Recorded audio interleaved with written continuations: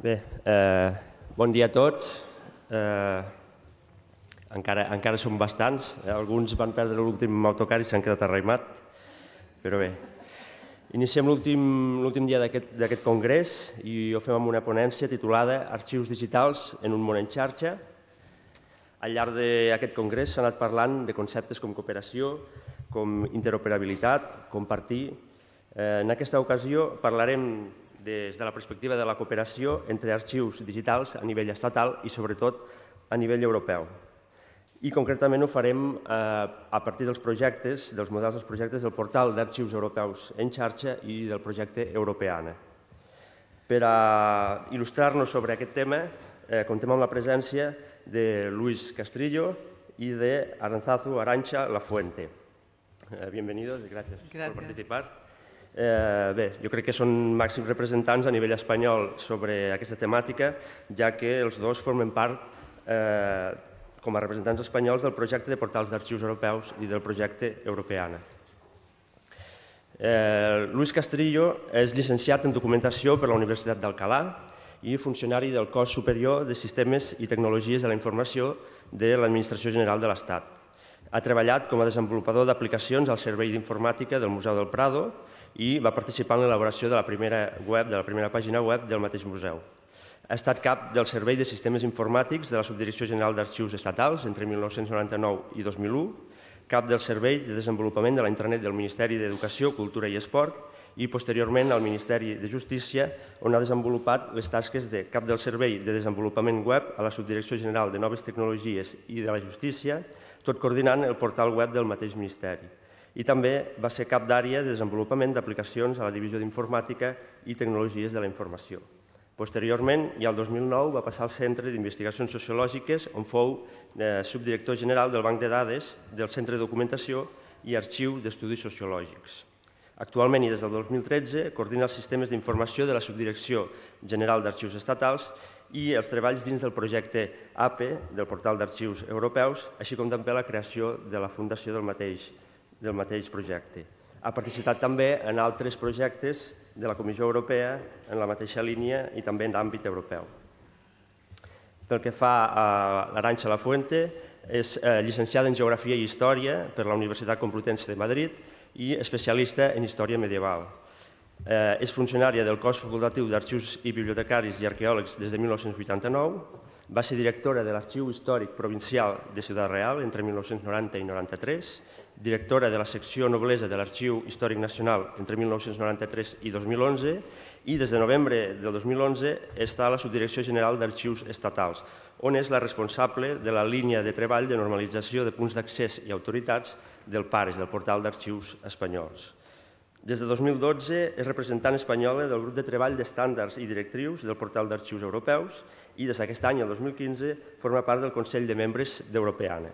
A banda d'això, l'Arantxa també ha desenvolupat activitat docent a la Universitat de Castella-La Manxa com a professora de paleografia i diplomàtica, professora i coordinadora de cursos d'arxivística, cursos de postgrau i de màster de patrimoni. A la Universitat Autònoma de Madrid va ser professora del màster Monarquia Hispànica i és, a banda d'això, experta en taxació i valoració de fons nobiliaris. Pel que fa a publicacions, ha publicat sobre arxius de família i fons nobiliaris i més recentment sobre temes d'autoritats i estàndards internacionals d'aquesta temàtica. Com veieu, és una plenària a dos veus, són dos ponents sobre una mateixa temàtica. En començarà el Luis i ens parlarà més des de la perspectiva administrativa i tecnològica i evolució del projecte d'APE, del Portal d'Arxius Europeus, i després l'Arantxa parlarà més de la part d'interoperabilitat en continguts, normes i estàndards internacionals. Com sempre, si teniu preguntes, a través del WhatsApp del Congrés podeu enviar i en finalitzar la ponència les respondrem. Cuando quieran. Venga, me llevo el agua. Me siento aquí mejor. Buenos días. De verdad que muchas gracias por estar aquí. Sé que ha sido duro. Espero hacerlo suavecito y que no sea un problema. Queremos dar las gracias desde la Subdirección de Archivos Estatales a la Asociación de Archiveros de Cataluña por la invitación, porque es un honor que nos hayáis invitado a participar, y también en nombre de nuestro subdirector, que no ha podido venir, que le gusta, él vivió 3 años aquí en Lleida, pues ha pedido que le disculpéis, pero no le ha sido posible. Yo lo que voy a contaros es el portal de archivos europeos, fundamentalmente, que es en el proyecto en el que estoy trabajando, y cómo se llega hasta él, cómo funciona, y luego cuál es el futuro que se le prevé a este proyecto. A ver, espera. Bien. Bueno, o sea, que es el plan este. Si nos sale bien, habrá una demo con el buscador para que veáis cómo funciona. Y entonces, como siempre hay que empezar por el principio, pues esto es una evolución. La informática, desde el punto de vista de la Subdirección de Archivos Estatales, se inició con el sistema de control de archivos administrativos, que fue a finales de los 70, en el Archivo General de la Administración, con un mainframe, y que se adelantó a su tiempo porque lo que trataba era del control de los archivos administrativos y gestión de las transferencias desde los archivos centrales de cada ministerio. Pequeño problema, los ministerios no tenían informática, con lo cual ya se complicaba la cosa.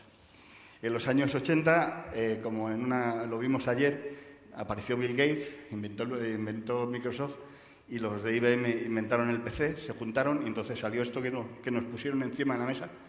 Y entonces el puesto del archivero se dotó de una herramienta en la que todo el mundo iba acumulando información en su mesa. Cada archivero accedía y era el único que podía acceder a la información que él tenía. Lo siguiente fue la aparición de las tecnologías de red de área local, y con esto apareció en las aplicaciones cliente-servidor, una máquina más potente que las demás. Corría la aplicación y cada uno de los puestos del archivo podía acceder a las bases de datos que había.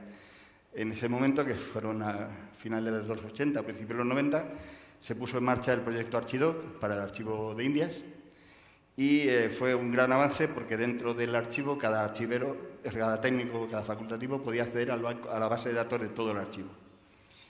Y los usuarios que iban a ese archivo también podían, en la sala de investigación, acceder a los fondos de ese archivo. El siguiente avance fue la red de área extensa, la WAN, que a través de líneas punto a punto comunicamos todos los archivos, y se hizo el AER, Archivos Estatales en Red, por el cual ya, si estabas en la sala de investigación de Simancas, podías ver los datos del Archivo General de Indias, pero había que ir al archivo a verlo, no había manera. El siguiente avance, porque todavía estamos en cliente-servidor, fue pasar a las aplicaciones de 3 capas, al ser más popular Internet, y entonces apareció Pares. Pares se desarrolla teniendo en cuenta que Internet se ha difundido y ya es diferente. Ya no hay que ir al archivo y ahora se tiene acceso desde la casa de cada uno o desde el despacho de la universidad del profesor que lo esté haciendo, y se puede ver las descripciones de las unidades documentales de las bases de datos de los archivos estatales. Y el siguiente salto es en el que estamos, que es la web del portal de archivos europeos, que es una base de datos confederada donde todos es que como todo lo tengo en inglés en este proyecto, me lo tengo que traducir. Es que son beneficiarios, todos los que participamos en el proyecto, tenemos el acuerdo de enviar los metadatos. Y se hace la búsqueda contra una base general de metadatos. El proyecto en sí nació en el año 2009, a partir de una idea de 2005 que se presentó en la EMNA, en la reunión de los archiveros nacionales, y que se aprobó, y la Comisión Europea financió un proyecto de 3 años que se llamaba PENET, lo dirigió España. La idea, de hecho, era española, se trataba de transponer los avances que se habían hecho con AER y luego lo que se estaba haciendo con Pares al resto de Europa. El proyecto fue avanzando y salió también que en 2011 la Comisión Europea aceptó la prórroga del proyecto con una condición, que se desarrollara un trabajo para generar la sostenibilidad. Es un proyecto que, desde el punto de vista de la Comisión Europea, es importante, porque, según la estimación de ellos, y yo creo que están en lo correcto, este proyecto demuestra la historia común. Y somos un colectivo o un grupo humano que tenemos un pasado común y eso justifica la existencia de una comunidad europea, Unión Europea, o como se le quiera llamar, pero que sí que es cierto que, buscando en todos los archivos, se ve que sí que hemos estado con relaciones entre todos nosotros por siglos. Entonces ahí sale Apex, pasamos de 14 países a 27 países y se le encargó la dirección del proyecto a Holanda. El proyecto termina en 2015, de hecho la fase oficial terminó el 28 de febrero y terminará definitivamente el 30 de septiembre. Y lo siguiente es la Fundación APE. APE es, bueno, Archivo Archives Portal Europe, y lo que pasa es que la traducción, no sé quién le puso el nombre, pero es muy difícil de traducir realmente bien Archives Portal Europe, porque no es Portal Europeo de los Archivos, Portal de los Archivos Europeos, es un poco lioso.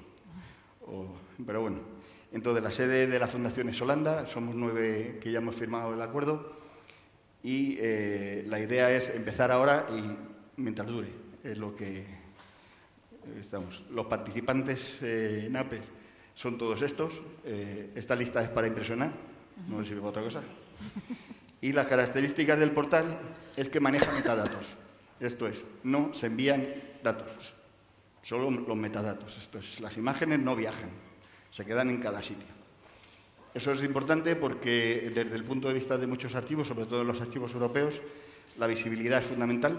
O sea, en archivos donde se tienen que buscar autofinanciación los archivos, si tuviera el acceso únicamente el portal de archivos europeos, perderían visibilidad y con esos accesos y con eso la posibilidad de ser financiados por algún tipo de empresa privada. Luego, además, lo que se ha potenciado es la gestión autónoma por parte de las instituciones. Cada agregador de contenidos, cuando acepta participar en el proyecto y firma los acuerdos de adhesión, es autónomo. Se le da a un usuario una clave y el acceso a una zona de subida de contenidos. Y a partir de ahí es responsable de lo que haga. Eso permite que cada cual suba los contenidos al ritmo que quiera, o al que pueda también, y que no esté obligado por ningún tipo de prisas o que haya que cumplir con ningún tipo de trámite más. Luego, además, se puede subir, hacer publicaciones individuales, se puede subir un fondo, se puede subir una serie, o incluso una unidad documental suelta, pero también se puede instalar un acceso a un OAI, de tal manera que cuando pasa el recolector, los jueves o los lunes o los primeros viernes de mes, eso según le da a cada uno, pues se hace la pasada del recolector y eso sube los contenidos automáticamente. Eso libera bastante el trabajo, sobre todo en archivos pequeños, donde no se pueden estar parando a generar los ficheros XML todos los días a hacerlo porque no tienen personal. Y luego, además, Europeana, una de sus decisiones fue nombrar agregador único al portal, de tal manera que todo lo que se sube al portal de archivos europeos, hay una casilla donde lo marcas y dices, esto también quiero que vaya a Europeana. Entonces, es el lazo con Europeana y tiene su sentido, y probablemente lo contará luego Arantxa, porque Europeana está diseñado para bibliotecas y museos y la estructura de sus datos es una estructura plana, no hay jerarquía. Entonces, el problema de subir a pelo contenido del archivo a Europeana a través de la subida de Europeana es que no respeta la jerarquía que tiene la documentación de archivo. Esto es, no hay manera de asociar una unidad documental con el fondo al que pertenece o con la serie a la que pertenece. Y eso, desde el punto de vista técnico, es un problema.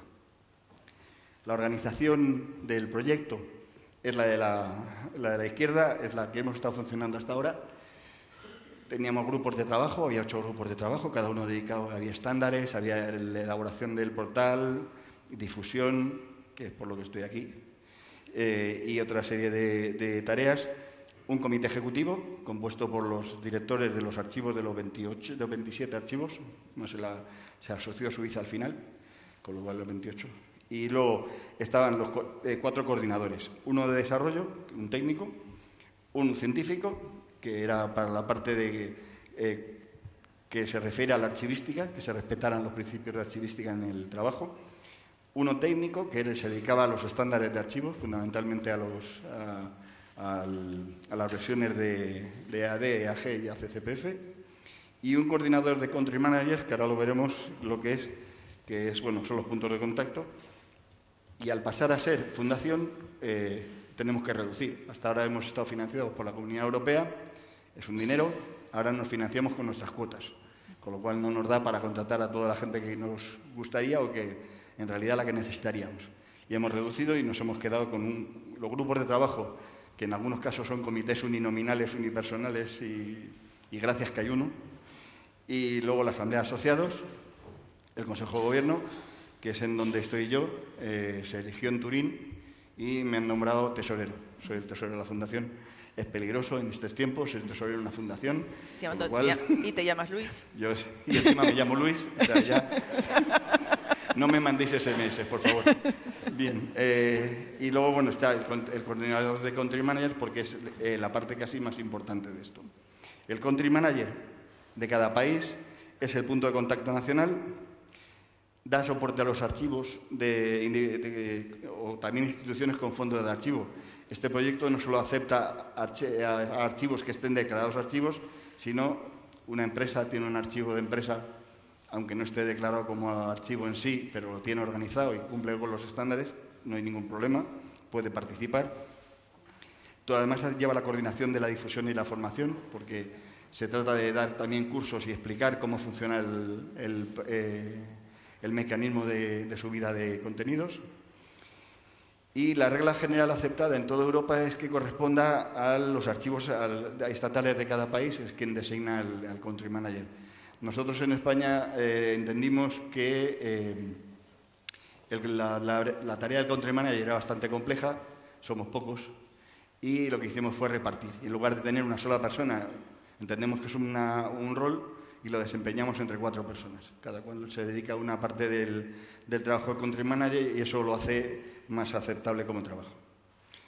El coordinador de Country Manager, que en la actualidad lo ostenta Wim van Dongen, que es un archivero, bueno, él es digitalizador del NANET, de los archivos estatales holandeses. Tiene muchísima experiencia en trabajo con imágenes digitales de documentos. Él es historiador, pero dejó lo de la historia por la imagen y entonces sabe un montonazo de esto. Y además le gusta explicar las cosas, lo hace mucho mejor que yo lo he visto hacerlo, es una maravilla. Y entonces él viaja por toda Europa a hablar con los country managers de cada país y es el soporte que tenemos todos para trabajar. Nos da soporte, lleva la formación de los country managers y además lo que hace es el enlace pues, con Zendari o con Europeana o con otros proyectos que están relacionados con archivos. Y bueno, llegamos a la parte fácil. ¿Cómo se agrega el contenido? Pues eso. Para poder agregar contenido hay que ponerse en contacto con el Country Manager de cada país. Vamos a diferenciar, hay dos actores dentro de la fundación, porque ya el proyecto está acabado.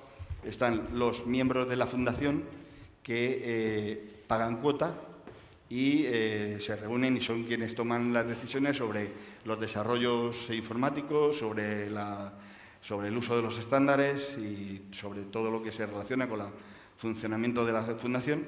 Y luego están los agregadores de contenidos, que son archivos, que la agregación de contenidos es gratuita. Para ser agregador de contenidos en este portal no hay que pagar. Se estableció como base fundamental, con lo cual cualquier archivo del tamaño que sea tiene acceso a publicar. Y entonces para agregar se entra en contacto con el Country Manager. Hay una lista en el portal del proyecto de Country Managers. El Country Manager lo que da es acceso a un entorno de pruebas para que el archivero correspondiente vea cómo es.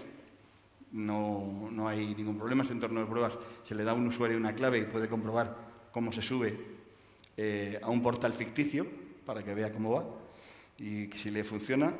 Si le gusta lo que ha visto, se firma el acuerdo de proveedor de contenido, el CPA, y se nombra un Institution Manager, una persona que va a ser el enlace con el portal para cualquier tipo de asunto sobre la subida de contenidos. Y si ya se le da al usuario la clave para entrar en el entorno de producción y poder empezar a subir los contenidos. Y ya no tiene ni más truco ni más sangre. Esto es así. Los contenidos que se agregan, pues hay que la descripción de cada archivo, evidentemente hay que decir dónde se suben las cosas y contar quién es uno. Se sigue el estándar EAG. Eso significa que pues, se pone, si tiene sala de investigación, cuántos puestos tiene en la sala, qué horario tiene, cuándo se coge las vacaciones. Lo que viene en el censo guía, si conocéis el censo guía, básicamente es eso. Y luego se suben unidades documentales y también se suben autoridades. Cada uno sube sus autoridades y lo que estamos en un proceso de normalización, de tal manera que si un archivo en Alemania sube Carlos V y nosotros subimos Carlos I, pues habrá que ponerse de acuerdo porque resulta que puede que sea el mismo. Y eso a la hora de recuperar información es bastante importante. Entonces hay un aspecto sobre normalización de autoridades que es sobre lo que se está trabajando para hacer un portal que sirva para todos. ¿Qué herramientas tenemos para esto? Es el portal en sí, que es donde se hace la búsqueda de contenidos, el dashboard, que es un cuadro de mandos donde que hay dos, uno de producción y otro de pruebas que os he contado, que es donde se agrega.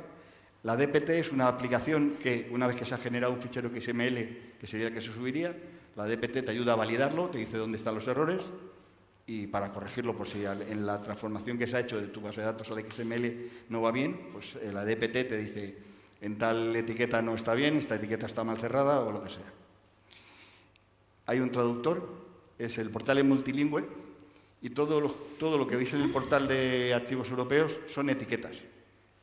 Hay una etiqueta base que está en inglés y cada país ha traducido a su idioma las etiquetas.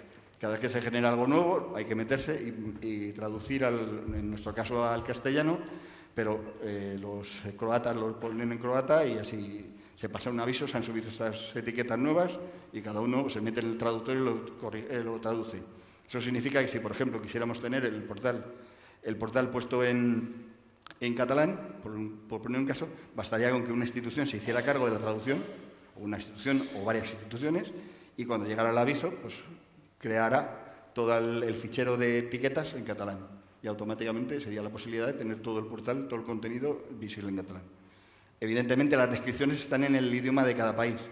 Si el resultado de la búsqueda es de Letonia, va en letón, con lo cual hay que saber letón para poder entenderlo. Eso no lo hemos conseguido. Y la agregación de contenidos funciona contra un servidor que está en Holanda. En nuestro caso, por ejemplo, desde la base de datos de pares les enviamos el XML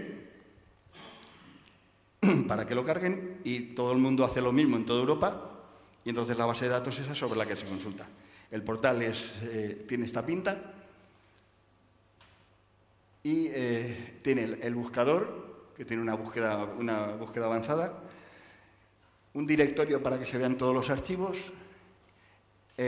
unos documentos destacados, porque lo que se pensó también es que los archivos tienen que divulgar su contenido y tienen que ser apetecibles, con lo cual, aparte de los documentos que contiene el archivo y que son los que te permiten conocer la historia, tenemos documentos que son estéticamente bonitos, vamos a poner el adjetivo, y ¿por qué no enseñarlos? Los museos tienen piezas de dudosa estética y las ponen, pues nosotros, ¿por qué no vamos a poner documentos que son verdaderamente bonitos? Hay muchos mapas, muchos planos, muchos tratados, muchos códices miniados. Y luego se decidió poner un buscador estilo Google. Esto es, vale, pones el término y tiras para adelante. Y eso da resultados. Y luego además hay la nube de tags de materias con las 15 materias más repetidas en los documentos que se han subido a las descripciones. El resultado se ofrece en este formato. Se dicen los documentos, se hace una búsqueda. Esta es una presentación que hice en Madrid y pone la búsqueda de Madrid. Entonces, ahí había 102.000 resultados en nombres que son autoridades 154 y en instituciones 2. Luego están los resultados, se presentan también un poco estilo Google, esto es un título y 2 líneas explicativas. Hay unos filtros por facetas que permiten filtrar por el archivo, por el país, por las fechas, si tiene objetos digitalizados o no, etc. Y luego hay de cada uno de ellos una ficha preliminar pequeña para orientar un poco más acerca de qué se puede recuperar si se va ahí. ¿Y qué me falta? Se puede seleccionar también, desacortarla por países, y luego además se puede refinar la búsqueda pues, por una serie de elementos que están en el buscador avanzado. Y ahora en la demo, si le puedes dar un momentito al lado de la demo. Bien, este es el portal en vivo y en directo. Si podemos, por ejemplo, buscamos Cataluña, lo podemos buscar en catalán, que he visto que hay, y entonces esto lo que ofrece es documentos, o sea, lo que recupera, para ahí. Entonces, poniéndote en la ficha de la derecha, se van viendo las notas que corresponden a esta ficha.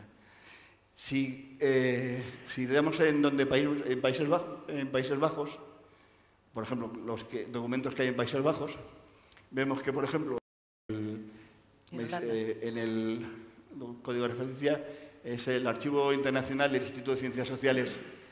Y entonces, si le damos ahí ver instrumentos, a ver si hubiera suerte ahora. Sí. Entonces, ya te lleva una ficha base y cuando le damos al documento digital, aquí aparecen las autoridades que tiene la ficha. ¿Podemos probar a ver si ahora funciona? No va a funcionar. Vale, olvídalo. No, está cargando. Sí, no, pero es que este es como el caballo del malo, pero es lento. Vale, no, ciérralo, por favor. Gracias. Enseña lo de los nombres. ¿Perdona? Lo de los nombres. En la pantalla anterior. Sí, entonces sube para arriba.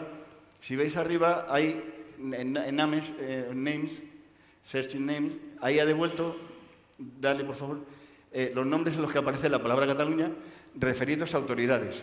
Entonces, si veis, aparece como autoridades. Para un momentito, arriba, sube un poquitito, disculpa. Es la Gobernación General, pero que es la de 1344 a 1714. El Casal de Cataluña, del 1945, la Diputación de 1359. Y esto es, en este lado van saliendo la ficha cada uno. Y si marcamos cualquiera de ellos, el Gran Priorat, por ejemplo, de aquí abajo, no, el último. La Batllia General. ¿Perdón? La Batllia General de Cataluña. La Batllia. Sí. La Batllia General de Cataluña. Ahí, gracias. Bien. Entonces va a la ficha de autoridad correspondiente. Entonces, esta es la ficha de autoridad. ¿Puedo enseñar una cosa ya que estás? Que como yo no puedo hacer la demostración, lo que quiero que veráis, el registro de autoridad, luego lo voy a explicar yo, los lugares están georreferenciados. Sí. Si bajas, también se han normalizado las funciones, se han normalizado el estatus legal, todos estos campos que ahora se ven tan monos, ahí tiene un trabajo detrás tremendo. Y arriba del todo, si miras arriba del todo, eso luego hablaré luego, son todas las relaciones que traen los registros de autoridad. Relaciones con los documentos, relaciones con los fondos, relaciones entre registro de autoridad, relaciones con otros recursos, etc. Pero bueno, ya hablaremos. Se han ido subiendo. Bueno, y esto es los resultados del buscador.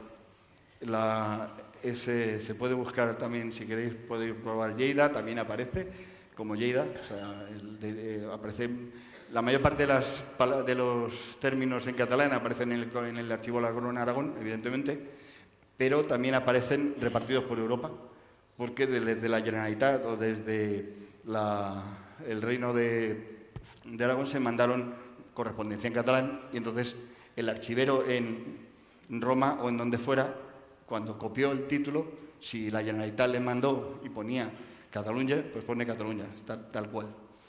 Eso es curioso porque en este es donde... ¿puede volver a la presentación ya? Gracias. Vale, déjame un momentito. Esto es lo que se llama un portal de descubrimiento. La diferencia entre un portal convencional, que sería el que teníamos con Pares, a esto, es que aquí, cuando un investigador busca, encuentra cosas que no sabe que existen.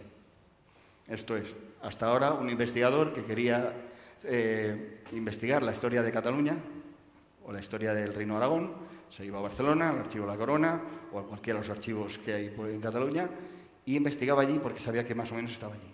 Pero entrando aquí puedes descubrir la contraparte de documentos que hay aquí en estos archivos. Porque evidentemente, si se envió algo a Francia, está allí. Entonces ese documento te permite a lo mejor comprobar la ida y la vuelta de una correspondencia y eso es una cosa que hasta que no hemos hecho este portal europeo no lo hemos podido conseguir. A partir de ahora, por eso es por lo que decía que aquí es donde se ve la historia común, porque hemos encontrado fotografías de los años 30 en Lituania, que están allí almacenadas y las tienen, de Madrid, por ejemplo, y documentación sobre cualquier cosa del gobierno español repartido por todo el territorio europeo. Bueno, ahora ya más rápido para terminar.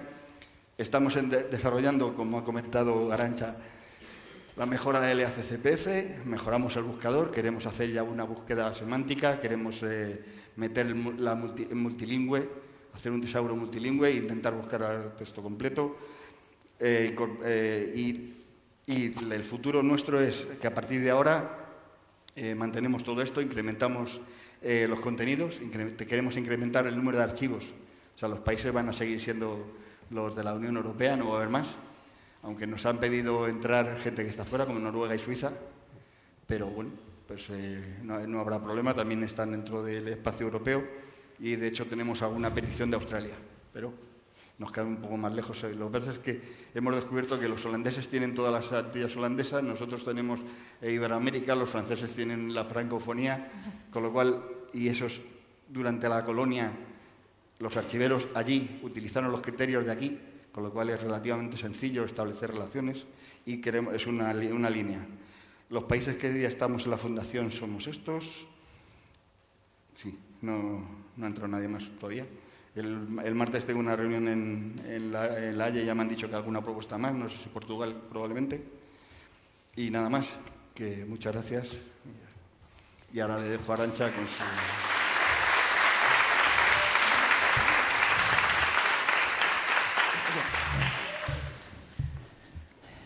Bueno, buenos días.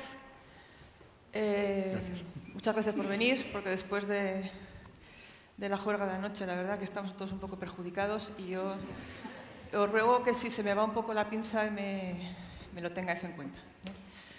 Bueno, yo soy archivera, yo muchas veces cuando estoy trabajando en esto no sé cómo he acabado. Yo que estaba con mis pergaminos en latín fantásticos en Toledo, viviendo de puta madre, perdón, cómo he acabado con todos estos líos, pero bueno, Luis os ha explicado el proyecto en lo que es ese esquema. Yo os voy a explicar el proyecto desde el punto de vista archivístico, es decir, el trabajo duro y el trabajo que no se ve, con lo cual yo sí que quiero agradecer a la organización.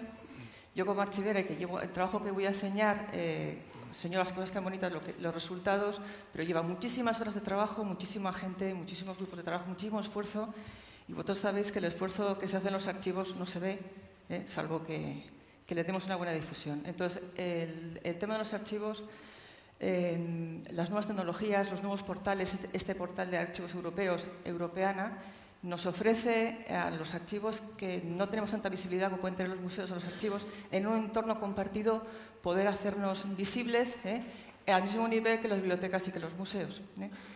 Con lo cual, yo os animo a participar en el portal de archivos europeos. Os voy a explicar un poco cómo se hace, porque, como ha comentado Luis, el portal de archivos europeos es, desde el Europeana, el agregador principal de los contenidos archivísticos a Europeana.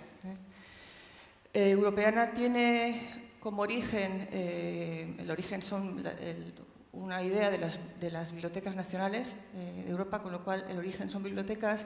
Posteriormente se han ido incorporando museos y otras instituciones culturales y el tercer paso somos los archivos y estamos en ello. Esto es el esquema de los que voy a contar. Un poco, lógicamente yo trabajo en la Dirección General de Archivos Estatales, estoy trabajando en el portal de archivos españoles y os voy a explicar un poco pues, las grandes líneas de trabajo de los últimos 3 o 4 años en la subdirección desde que estoy yo. Lógicamente nuestro objetivo principal es difundir nuestros fondos, difundirlos en un entorno colaborativo, en un entorno multicultural, en un entorno multilingüístico. Con lo cual, hay 2 palabras que son importantísimas. Una es la interoperabilidad y otra es la calidad de los datos. Una sin la otra no vale. No podemos interoperar en entornos multilingües, en entornos multiculturales, en entornos que van más allá de lo que son las normas archivísticas, si no tenemos unos datos de calidad, si nuestros datos no están controlados, si no tenemos unos buenos puntos de acceso, si no tenemos unos buenos registros de autoridades.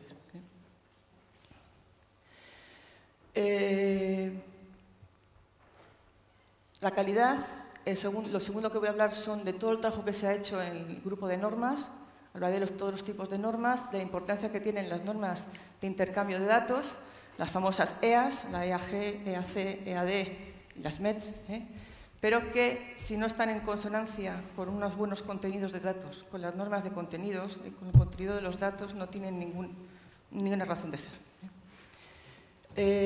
Luego hablaré cómo se exportan los datos al portal, qué trabajos hay que hacer, y finalmente intentaré hablar, si me da tiempo, el tema de la interoperabilidad con Europeana, cómo estamos haciendo los mapeos, bueno, se han hecho ya las pruebas de mapeo entre la EAD en principio, EAD3, EAD2, con el EDM. En el WordPacas 4, que es el que pertenezco yo, que es el grupo de trabajo de estándares y normas, y el grupo de trabajo 2, que es el interoperabilidad con Europeana, y que, bueno, que en principio eran 2 grupos, pero prácticamente trabajamos juntos. Como he comentado, calidad e interoperabilidad van juntos. Viendo lo que ha contado Luis, la evolución de lo que es el portal de archivos españoles ha sido la evolución de los archivos que trabajaban, bueno, que es la evolución de los propios archivos en los últimos 5, 6, 7 años, ¿no? Las nuevas tecnologías nos han ido marcando el paso y si no queremos quedarnos fuera, si queremos aprovechar las oportunidades que nos dan, tenemos que correr e ir y no quedarnos atrás. Hemos pasado de trabajar tranquilamente en nuestros archivos con nuestras normas de nuestro entorno, con nuestros usuarios, a estar en entornos colaborativos en el que nuestros datos ya salen de nuestros archivos, se comparten con otras instituciones, con lo cual nuestros errores se ven, y si queremos compartir datos tienen que estar en la misma línea, eso en un mismo entorno,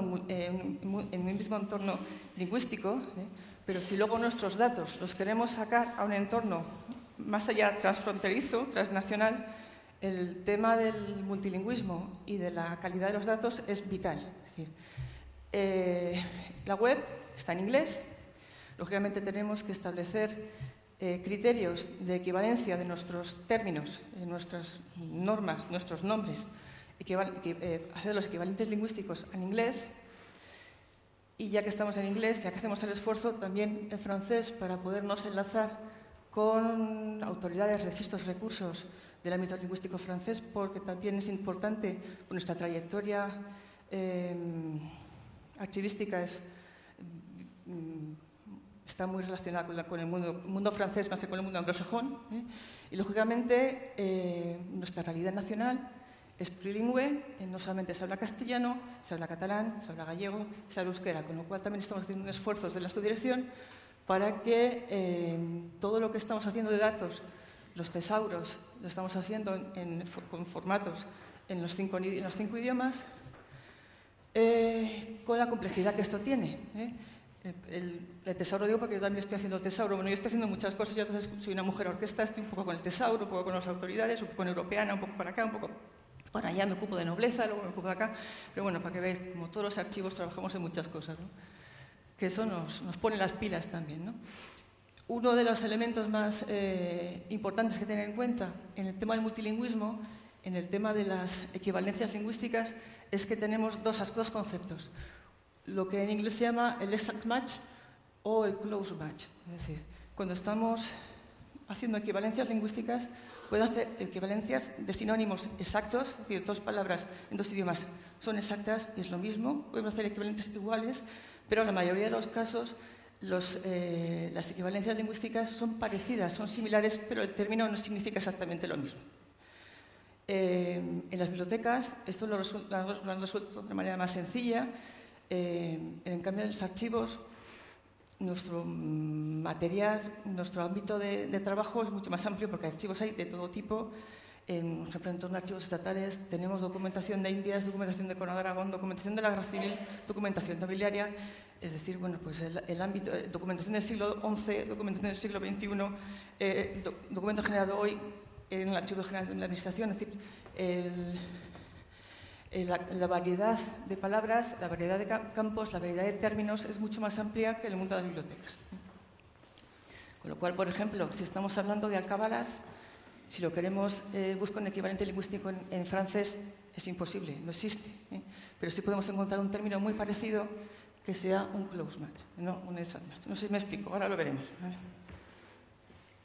Bueno, esto es un resumen de lo que se está haciendo ahora en la Subdirección General de Archivos Estatales. En mi trabajo, Pares, bueno, no se ve, porque Pares tiene una cara hacia el exterior y luego en Intrapares, que son todos los trabajos que están haciendo, es el trabajo callado y oscuro de la gente que estamos detrás, que en un paso próximo va a empezar a verse,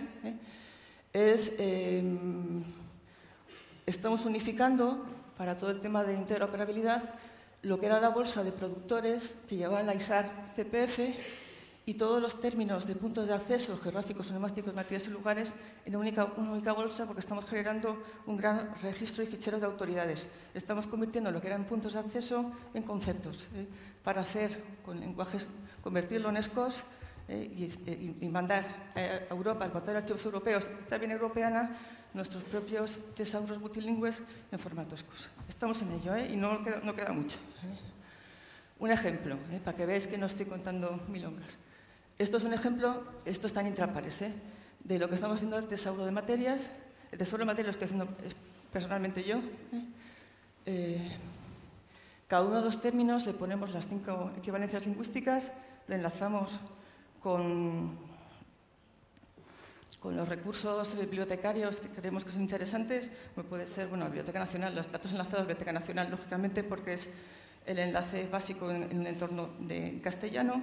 Enlazamos con la Library of Congress, bien si es una materia con la Library of Congress Subject Headings o si es una persona, una institución, si la encontramos con la Library of Congress National Authority File. Enlazamos con la Biblioteca Nacional de Francia, con las LEM, con las listas de encabezamientos de materia y las LEM en catalán y las LEM en gallego, que están también disponibles en la Subdirección General de Bibliotecas, etc. El tesauro lo estamos haciendo también tesaurizado con los topic term, y luego bueno, poco para que veáis, y bueno, pues con una nota de alcance, como no puedo navegar, no lo puedo enseñar, pero bueno, que lo creéis, tiene una nota de alcance, tiene las unidades de descripción asociadas. Esto es la faceta en catalán, los mismos puntos de acceso en la versión catalana. Si veis algún error, por favor, me lo disculpáis, porque... y en euskera. De forma que todos los términos están relacionados con el término lingüístico, parece exacto o no exacto, o aproximado, las formas equivalentes y los términos no preferentes. De forma que busques como te busques, te va a mandar al término autorizado, ¿vale? A la forma autorizada del nombre en el caso de una persona, familia o un lugar. Con lo cual, esto cuando lo terminemos en un par de meses, bueno, lo avancemos mucho, lo convertimos en formato SCOS y lo mandamos a Apex, ya estamos dando a Apex, a Portal Europeo de Archivos y a Europeana, nuestro tesauro en catalán, en gallego, en euskera, en español, y linkado en inglés y además en francés. Las normas. Bueno, ¿qué estamos haciendo? El trabajo de Pares y del grupo de... vamos a ver. Bueno, voy a beber agua, perdonad.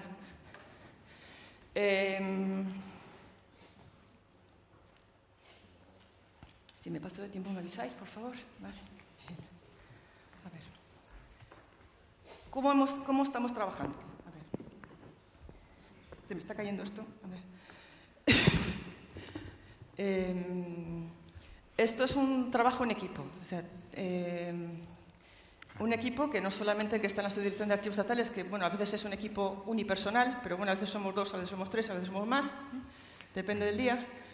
Y luego trabajamos en un grupo, en el grupo del Cuerpo CAS 4, el grupo de normas, está liderado por Alemania, por Susan Weinmann. Hay un equipo de personas, principalmente son alemanes, pero también hay suecos, estonios, letones y bueno, gente más de griegos.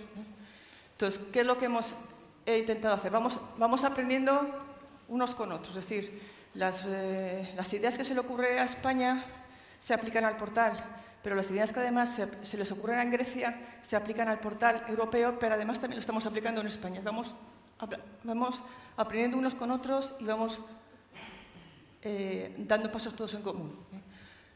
¿Qué trabajo se ha hecho principalmente para el portal europeo de archivos? Se han establecido los perfiles para el portal europeo de archivos de las normas de codificación, los estándares de intercambio de datos que son el equivalente de las normas de estructura, pero para el intercambio de la información. ¿Qué problema hay? Que así como tenemos muy interiorizado en todos los archivos el uso de la ISAG, del ISAR-CPF, el SDAIA, a veces la ISDF, es raro el archivo que la tenga implementada. Los campos de las normas de estructura son campos muy amplios, prácticamente campos texto, te permite muchas posibilidades. Pero cuando estos datos los intentas acotar en etiquetas cortas, en el que tienes que intentar interoperar, los datos tienen que ser mucho más concretos, mucho más exactos. Para eso lo importante son las normas de contenido. ¿Qué pasa con las normas de contenido? Porque no siempre están implementadas. En el caso de la Subdirección General de Archivos Estatales, que son las normas que yo aplico, pues estamos con los modelos conceptuales.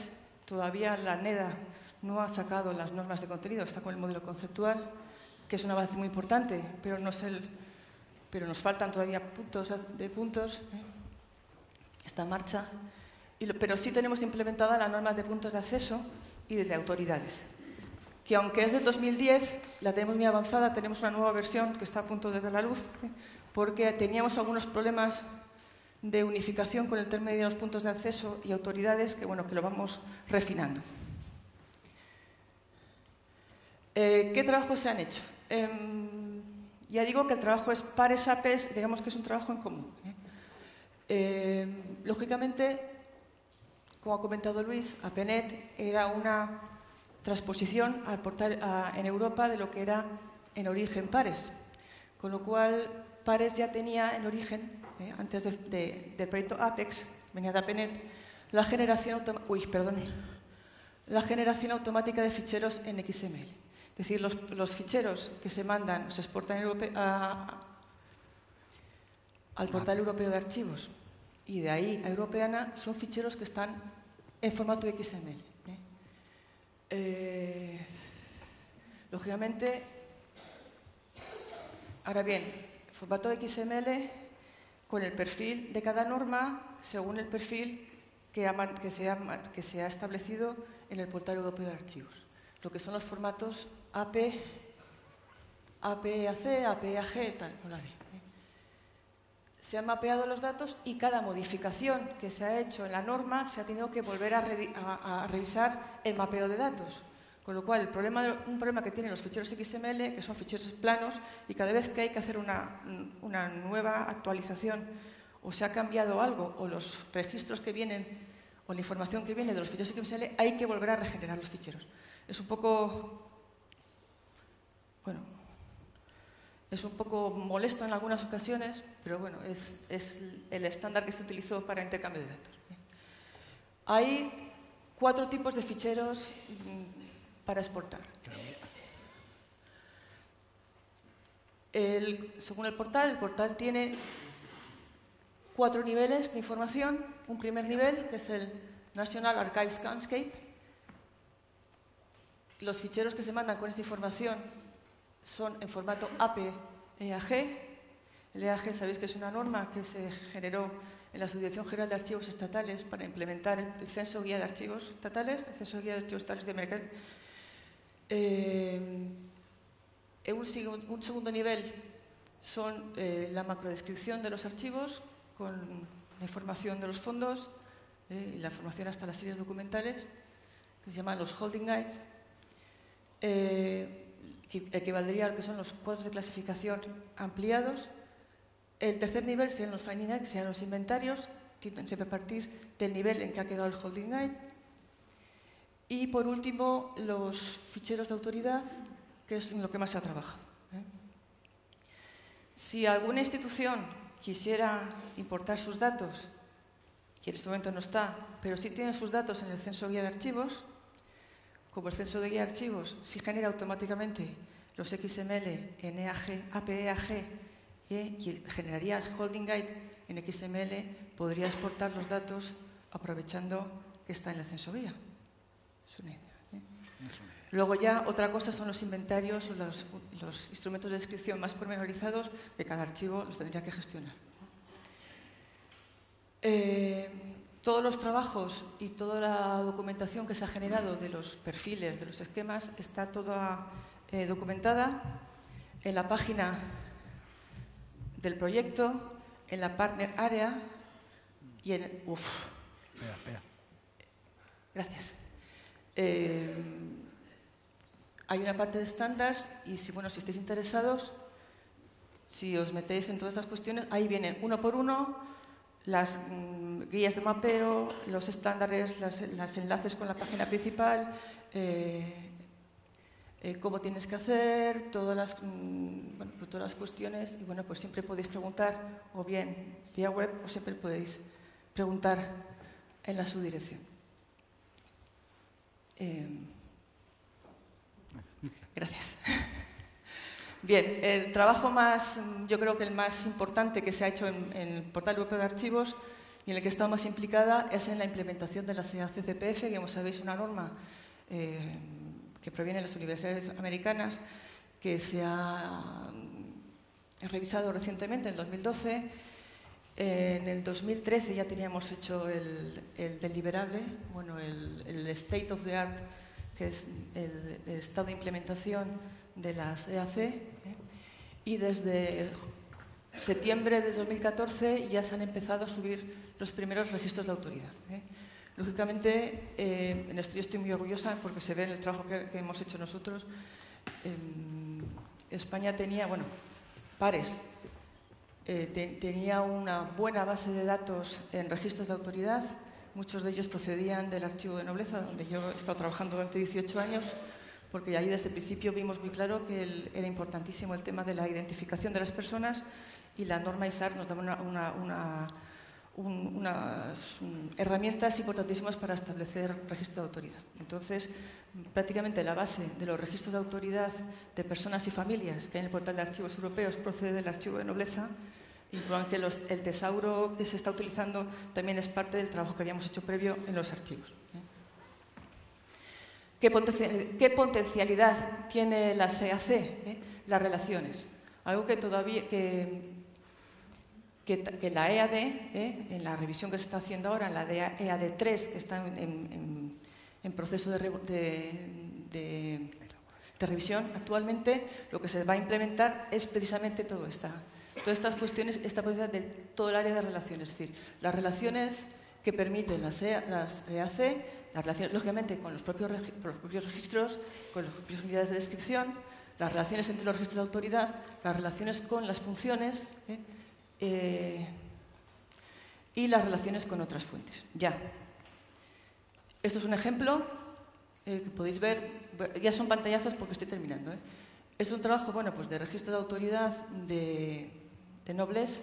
Voy a poner ejemplos de lo que yo conozco, porque si no me meto. En este caso, el Íñigo López de Mendoza, que es el primer marqués de Santillana. Obviamente, utilizamos las mismas herramientas que en bibliotecas, pero con las funcionalidades y los objetos que nos son más útiles a los archivos. El marqués de Santillana, además, era un autor literario, con lo cual tiene un registro de autoridad en la Biblioteca Nacional de España y en la BIAF. Pero no todas las personas que aparecen en nuestros archivos son autores, tienen un registro de autoridad en un bibliotecario o está en BIAF. Eso es una potencialidad que tienen los archivos, que yo creo que es algo que tenemos que implementar y aportar en un entorno europeo. En este caso, bueno, pues, como podéis ver, el tema de los registros de autoridad, las homonimias, cómo romper la homonimia, mediante los calificadores de fechas, los apellidos, y se rompe la homonimia sobre todo utilizando las relaciones. Esto es un ejemplo de un registro de autoridad con la posibilidad de generar el XML. Las relaciones, si las haces bien, y otra cosa que hemos implementado, que también estoy bastante... Sí, ya sé que tengo que terminar. Es no solamente el tipo de relaciones, si son de familia, si son temporales o asociativas, sino además la descripción específica de la relación. Es decir, si son de familia, pero ¿de qué tipo? Ascendente o descendente. Y si es ascendente, ¿es el padre o es el abuelo? Y luego una relación de padre-abuelo tiene que tener una inversa. Si es un abuelo, tiene que haber un nieto. Es decir, todas esas cuestiones se tienen que reflejar. ¿Para qué? Para poder generar, por ejemplo, en este caso, automáticamente Esto es lo más bueno. Se genera solo. genealogías desde los registros de autoridad. Esto es Pares, y esto es real. Pares lo que tiene es un sistema que genera automáticamente los ficheros para poderlos exportar a través del dashboard muy rápido al portal de archivos europeos. Esto es la página de Coordinador Nacional del Country Manager, que en este caso para temas de exportación lo suelo hacer yo, no sé, hay otras personas, y esto es lo que se vería en un Institution Manager. En el caso que fuese la persona encargada de subir los ficheros de vuestra institución, tendréis esta pantalla, con lo cual vosotros podéis subir vuestros contenidos, crear vuestros ficheros, gestionar vuestros contenidos y hacer una serie de preferencias. ¿Vale? Esto es el dashboard. ¿Qué es lo que vemos aquí? Estos son Finding Nights, son del archivo de la nobleza, pues los nombres de los archivos, la fecha, y luego está convertido al formato APE, está validado, está publicado, es un holding guide, está convertido a EDM europeana y está entregado a europeana, y te puedes además permitir descargar el EDM. Importante para el tema de europeana. Europeana, no todos los elementos del EDM son obligatorios, sino una serie de elementos, entre los que ellos importantísimos es, si tienes texto, la lengua, y sobre todo las licencias de uso, porque lo que está subiendo Europeana son imágenes, y todo lo que sube la red pierdes el control, con lo cual hay que tener muchísimo cuidado si lo que está subiendo es una obra huérfana, está en dominio público, tiene restricciones de uso, restricciones de acceso, etc. Y, bueno, ejemplos. Y, bueno, pues esto, como conclusión, yo os animo que si queréis subir material europeana, paséis por el portal europeo de archivos, porque lo tenéis ya hecho el trabajo de mapeo, que es tremendo, porque si no, si vais a pasar por la línea habitual, que es la de hispana, vuestros datos saldrán planos, saldrán sin contexto y sin todas las mejoras y funcionalidades que hemos intentado entrar en Europeana a través del PACAS 4 del portal europeo de archivos. Y muchas gracias.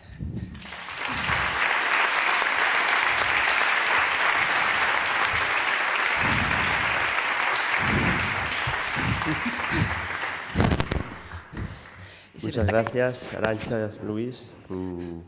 Pedimos disculpas por el tema del tiempo, porque ja hemos empezat un poco tarde, hem començat una mica tard i jo crec que el tema donava per molt, inclús per fer un altre congrés, i a més és molt interessant. És interessant perquè a més és palpable, no? És un tema que no se queda en la teoría, sino que lo vemos ya palpable en la práctica, incluso ya para el usuario. No sé hasta qué punto los demás archivos estamos tan preparados, ¿no?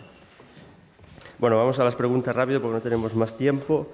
Hablo en castellano para que me entiendan ellos. La primera pregunta es ¿hasta qué punto los archivos catalanes están participando o incluidos en el proyecto? A ver, pues ahora mismo no están participando. La respuesta es fácil.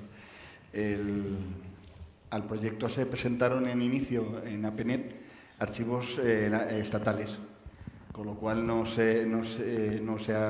han entrado, en general no entraron en el primer paquete archivos regionales o archivos de ninguna región de Europa, me refiero, ni archivos que no sean estrictamente estatales.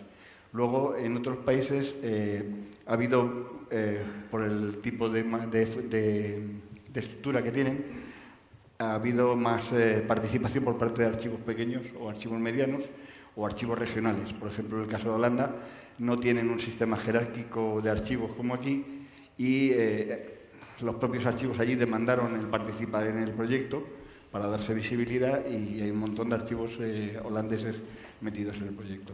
Nosotros estaríamos encantados de que hubiera participación no solamente de los archivos catalanes, sino del País Vasco, de Galicia o de cualquier comunidad autónoma.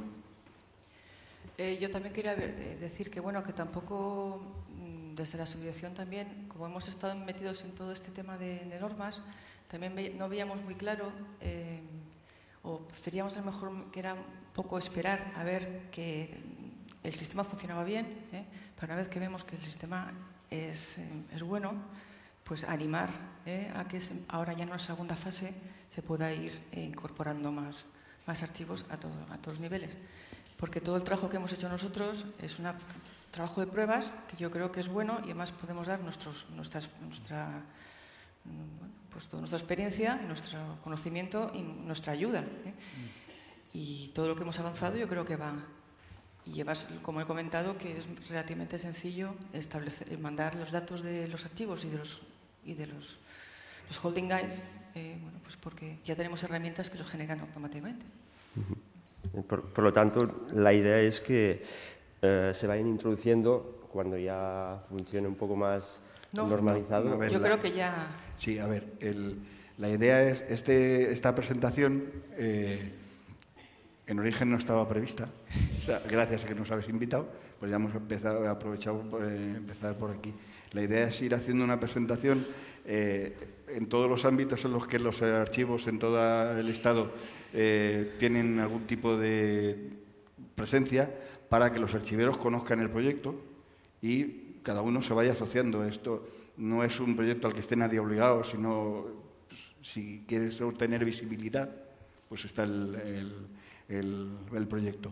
Y entonces se trata de una tarea de difusión y que la hemos empezado ahora fundamentalmente, como decía Arantxa, porque ha habido mucha tarea de oficina anteriormente a esto y bueno, pues quizás a lo mejor, ya digo, en otros países sí es cierto, se ha desarrollado más, pero por ejemplo en Alemania hay pocos archivos, salvo lo que es el Bundesarchiv y poco más, y los de algunos Länder, pero no ha habido aquí a lo mejor por nuestra parte de tiempo y tampoco hemos visto, no nos ha llegado peticiones, miento. El Archivo Municipal de Arganda. Julio Cerdá, no sé si le conocéis, pues nos pidió participar y es el único archivo no parte de la red de archivos estatales que está en el proyecto. Muy bien. Otra pregunta. Hablan más de que la interfaz del catálogo tiene una visión amigable para el investigador. Preguntan también si esto está en relación a la transparencia y acceso total hacia el ciudadano. A ver, el portal estaba pensado, tiene dos públicos objetivos, el especialista y el ciudadano. Se trata de que el especialista consiga la información que está buscando, que está pidiendo al portal, con lo cual la información es exhaustiva y a la vez es lo suficientemente divulgativa como para que un ciudadano pueda aprovecharla. Encontrar el equilibrio lo hemos intentado, no sé si se ha conseguido, pero esa es la idea. Y sobre todo es el que para quien, o sea, siempre se le da al final el enlace al archivo correspondiente, de tal manera que lo único que se muestra es la ficha con los campos básicos de descripción, los 6 campos mínimos, y a partir de ahí hay un enlace con la ficha descriptiva en la web de cada uno de los participantes. Y ahí ya cada uno el archivo es quien decide si cuenta más o cuenta menos acerca del documento en cuestión. Ya una última pregunta, porque no tenemos más tiempo, pero apunta al futuro, eso ya es un poco hacia lo que sería la ventanilla única de archivos, es decir, un catálogo colectivo, un punto de acceso. A ver.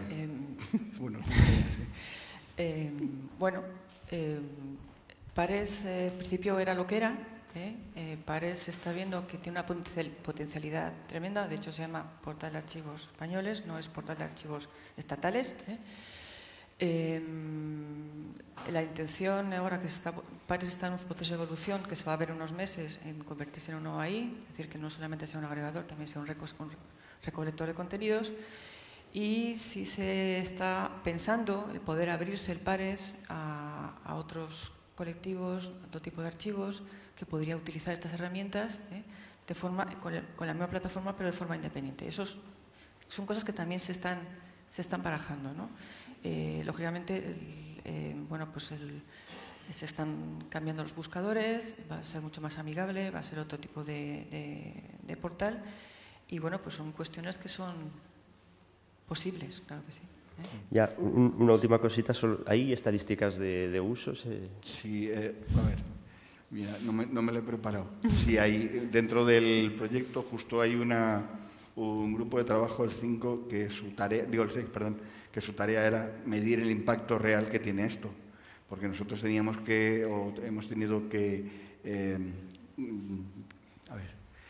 tenido que nuestras cuentas librarlas con la Comisión Europea. Estos proyectos, si alguno vez ha participado, cada entre 6 y 12 meses, depende, pasas una revisión técnica, una ITV, y ahí tienes que decir si el dinero que la Comisión Europea te está dando es rentable o no. Y este tipo de proyectos son rentables en base al impacto que producen. Entonces, sí hay unas estadísticas, son bastante altas y lo que están en relación, evidentemente, con la cantidad de contenidos que se han subido. Por ejemplo, lo último que han subido ha sido 100 y pico millones de unidades documentales de Suecia. Eso significa que en las estadísticas las IPs de acceso desde Suecia han subido de manera espectacular, porque cantidad de gente en las universidades suecas han encontrado esto que les sirve a ellos porque hay varios archivos suecos a la vez y si vas a usar al archivo regional ves lo que hay allí, pero tienes que, si no, irte a Estocolmo, al otro, y en cambio con el APEX ya dentro del mismo país les representa la posibilidad de acceder a toda la información simultáneamente. Entonces, pero sí, el impacto es alto. Muy bien, ya no tenemos tiempo para más. Muchas gracias y hasta la próxima.